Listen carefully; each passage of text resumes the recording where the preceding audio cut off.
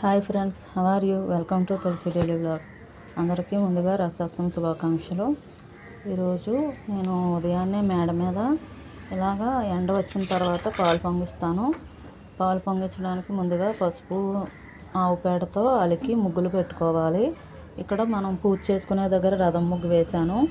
పాలు పొంగిచ్చే దగ్గర పద్మ ముగ్గు వేసి 2 చోట్లన ఇలా పిడకల్ని పొయ్యి షేప్లో పేర్చుకోవాలి. ఆవు పిడకల్ని పేర్చుకున్న తర్వాత కర్పూరం బిళ్ళతో పొయ్యిని వెలిగించుకొని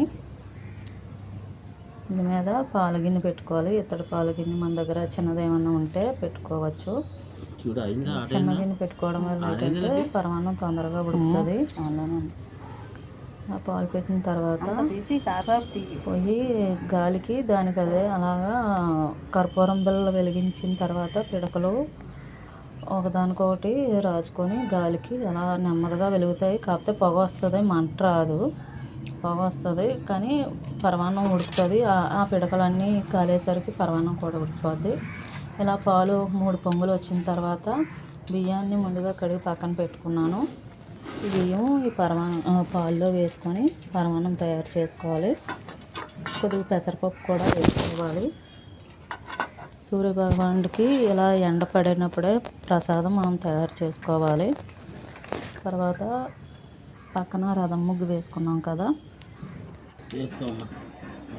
రథం ముగ్గు దగ్గర మనం చిక్కుడుకాయలు రేంగాయలతో రథం తయారు చేసుకొని స్వామివారికి పూజకి మండపం తయారు చేసుకోవాలి. ఇలాగా రైస్ ఉడికిపోయిన తర్వాత బెల్లం వేసి, రైస్ పూర్తిగా ఉడికాక బెల్లం వేయాలి.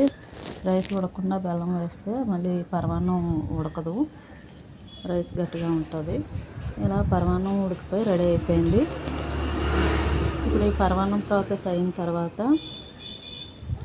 మనం ముందుగా మండపంకి రథం ముగ్గు వేసుకున్నాం కదా, అక్కడ పసుపుతో వినాయకుడిని తయారు చేసి ఉంచుకొని వినాయకుడిని పెట్టుకోవాలి.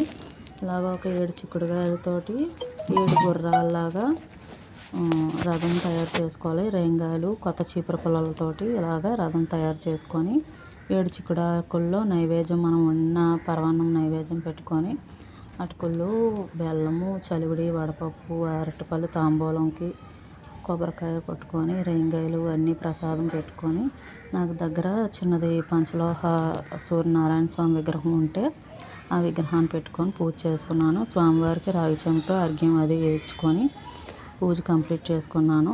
ఓకే ఫ్రెండ్స్, నా వీడియోస్ కనుక మీకు నచ్చినట్లయితే షేర్ చేయండి, లైక్ చేయండి, సబ్స్క్రైబ్ చేయండి. అందరికీ మరొకసారి రథసప్తమి శుభాకాంక్షలు.